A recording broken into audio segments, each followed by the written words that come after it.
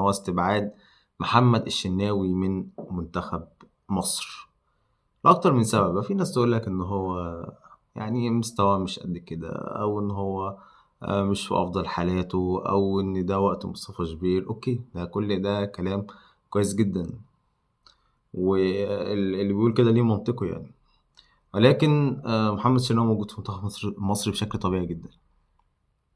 محمد الشناوي حاليا هو الحارس الأول لمنتخب مصر، حاليا هو الحارس الأول لمنتخب مصر، وبعده بمسافة قصيرة مش كبيرة زي الأول، لأ بعده بمسافة قصيرة مصطفى شوبير. يعني دلوقتي عند الجهاز الفني لمنتخب مصر محمد الشناوي رقم 1، بعده مصطفى شوبير. مسافة مش بعيدة، مسافة صغيرة أوي أوي.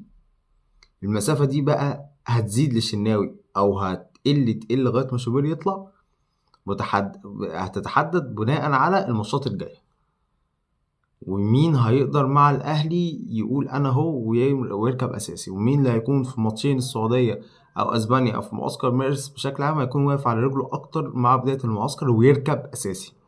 ومش شرط خالص اللي هيلعب أساسي في السعودية وأسبانيا، وممكن جدا يشارك أكتر من حارس يعني، لكن اللي هيتهيأ لك إن هو أساسي أو هو يبدأ مثلا ماتش أسبانيا أو إن هو يلعب الماتشات الأكتر، مش شرط خالص إن هو يكون حارس منتخب مصر في كأس العالم.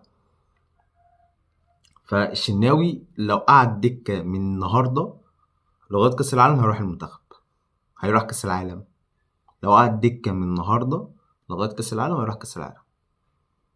ساعتها الحظوظ بالنسبة له في اللعب مش هتكون ليه بشكل كبير، لكن هتكون متساوية على فكرة مع مصطفى شوبير. يعني هتكون متساوية مع مصطفى شوبير لو ما لعبش دلوقتي لغاية كأس العالم، يعني قعد 4 شهور ما يلعبش أو 3 شهور ونص.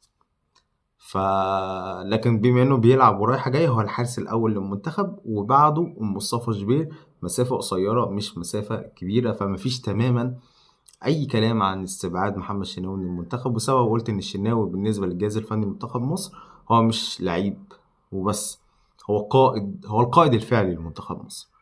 هو مش عايز اقول قائد اللاعبين المحليين، لكن هو القائد الفعلي لمنتخب مصر. هو لعيب كلمته مسموعة، لعيب منتخبات، لعيب دولي عنده خبرات كبيرة، فبالتالي هو